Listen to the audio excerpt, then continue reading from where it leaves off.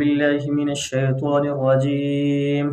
بسم الله الرحمن الرحيم.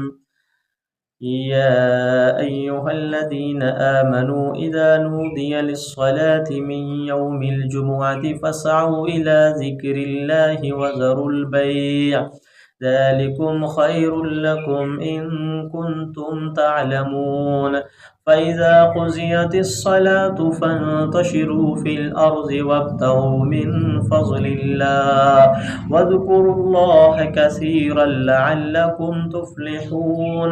وإذا رأوا تجارة أو لهوا انفضوا إليها وتركوك قائما. قل ما عند الله خير من اللهو ومن التجارة والله خير الرازقين. صدق الله العظيم.